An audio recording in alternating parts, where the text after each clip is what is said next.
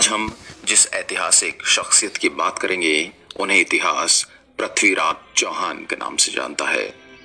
प्राचीन समय से ही भारत का इतिहास बेहद गौरवशाली रहा है।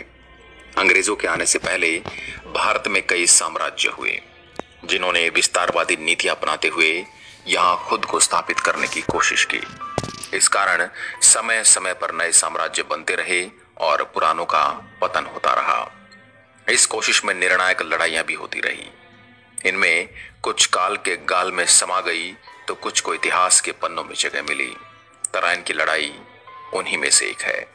यह लड़ाई कुछ युद्धों की एक श्रृंखला है जो 1191 और 1192 में लड़े गए। मुख्यतः आखिरी के दो युद्ध ज्यादा महत्व रखते हैं क्योंकि इसे भारतीय इतिहास की बड़ी लड़ाइयों में से एक माना जाता है। इसलिए इसके पहलुओं को जानना बेहद दिलचस्प रहेगा। मोहम्मद गोरी ने ईरान पर कब्जा करने के बाद भारत पर अपना ध्यान केंद्रित किया। पूर्व ईरान से मोहम्मद गोरी ने भारत में अपनी फौज के साथ चढ़ाई की और भारत की जमीन पर कब्जा जमाने का सिलसिला शुरू कर दिया। 1175 ईस्वी के आसपास वह मुल्तान समेत लगभग पूरे सिंध पर कब्जा करने में सफल रहा। हालांकि उसका मन इससे भी नहीं भरा तो वह आगे बढ़ा और 1186 में पंजाब पर हमला कर दिया। उसके बाद भी उसने रुकने का नाम नहीं लिया। कई प्रांतों में कब्जा जमाने के बाद मोहम्मद गोरी के कदम पंजाब के भटिंडा की जमीन पर जा पहुंचे जो पृथ्वीराज चौहान की सत्ता में आता था। भटिंडा किले को फतेह करने की मंशा से गोरी ने वहां पर चढ़ाई शुरू कर दी। पृथ्वीराज ने उसके इस दुस्साहस का मुंह तोड़ जवाब दिया। 1191 में उन्होंने तराइन में गोरी से दो हाथ किए और उसे खदेड़ दिया।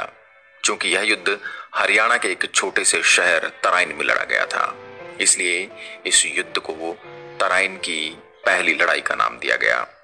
पृथ्वीराज चौहान की सेना से हारने के बाद मोहम्मद गोरी की हर जगह किरकिरी हुई। वह किसी भी तरह तराइन को फतेह करना चाहता था। हर दिन तराइन को फतेह करने के लिए उसने दूसरी लड़ाई शुरू करने के लिए मंसूबे बनाने शुरू कर दिए। इसी कोशिश में पहली तराइन की लड़ाई में हारने के बाद मोहम्मद गोरी पूरे एक साल अपने परिवार से नहीं मिला था।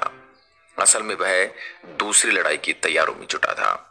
उसके सिर पर तराइन को फतेह करने का भूत सवार हो गया था। आखिर एक साल तक कड़ी रणनीति बनाने के बाद 1192 ईस्वी में मोहम्मद गोरी ने अपने लश्कर के साथ हरियाणा के तराइन शहर की ओर चढ़ाई शुरू कर दी। वहीं पृथ्वीराज चौहान को गोरी सेना द्वारा किए जा रहे हमले की तैयारियों की खबर पहले ही मिल चुकी थी। उन्होंने कुशल रणनीति बनाते हुए महत्वपूर्ण रास्तों को बंद कर दिया ताकि गोरी सेना अचानक से तराइन में हमला न कर सके। पृथ्वीराज चौहान को इस बात का अंदेशा हो चला था कि मोहम्मद गोरी पूरी तैयारियों के साथ तराइन में हमला करने की नीयत से घुसा आ रहा है। उन्होंने अपनी क्षमता के अनुसार महत्वपूर्ण मार्गों पर आवागमन को बंद कर दिया ताकि उसकी सेना को कुछ समय के लिए रोका जा सके। ऐसा करने से उन्हें दुश्मन के खिलाफ रणनीति बनाने का मौका मिल जाएगा। 1192 ईस्वी में मोहम्मद गोरी ने एक बार फिर से तराइन में चढ़ाई कर दी।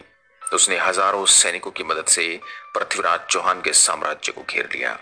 बावजूद उसके पृथ्वीराज के नेतृत्व में उसकी सेना ने मोहम्मद गोरी का डटकर मुकाबला किया। कहा जाता है कि मोहम्मद गोरी की फौज में 1 लाख फौजी थे। वहीं 20,000 लड़ाकों के साथ पृथ्वीराज चौहान मैदान में आ डटा था। कुल मिलाकर उसकी सेना पृथ्वीराज चौहान की सेना से बहुत ज्यादा थी। इस कारण वह अपना दबदबा बनाने में कामयाब रहा। हालांकि पृथ्वीराज चौहान ने अपनी सेना के साथ उसका डटकर मुकाबला किया। वह बात और है कि अंत में वह अपनी हार को टाल नहीं सके। यही नहीं, पृथ्वीराज चौहान बंधक तक बन गए। बंधक बनाते ही मोहम्मद गोरी ने पृथ्वीराज चौहान की आंखों में गरम सलाखें घुसा दी और उनकी आंखों को जला दिया और कई अमानवीय यातनाएं भी दी। अंततः मोहम्मद गोरी ने पृथ्वीराज चौहान को मारने का फैसला कर लिया। वह तो 4 बांस 24 गज अंगुल अष्ट प्रमाण ताऊ पर सुल्तान है मच्चू को चौहान।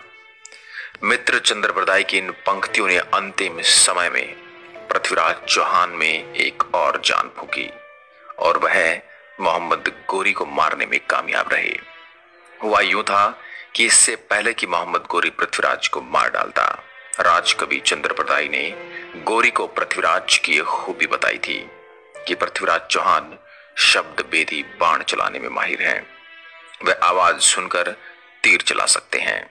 यह बात सुन मोहम्मद गौरी ने रोमांचित होकर इस कला के प्रदर्शन का आदेश दिया, जिसके फलस्वरूप वह मारा गया। गौरी के मारे जाने के बाद उसकी सेना से बचने के लिए चंद्रप्रदाई और पृथ्वीराज ने एक दूसरे के पेट में कटार भोंककर आत्म बलिदान कर दिया। बताते चले कि पृथ्वीराज चौहान ने मोहम्मद गौरी को पहले ही युद्धों में 16 बार धूल चटाई थी, लेकिन हर बार उसे जीवित छोड़ दिया और यही गलती पृथ्वीराज चौहान के साथ साथ पूरे हिंदुस्तान को भुगतनी पड़ी। 17वीं बार भी वे पृथ्वीराज को नहीं हरा पाते अगर उनके ससुर राजा जयचंद ने उनसे दुश्मनी निभाते हुए गौरी का साथ न दिया होता। असल में पृथ्वीराज ने राजा जयचंद के खिलाफ जाकर उनकी बेटी संयोगिता को भगाकर उनसे विवाह कर लिया था। इस बात से वह बहुत आहत थे और किसी भी कीमत पर पृथ्वीराज को मारना चाहते थे।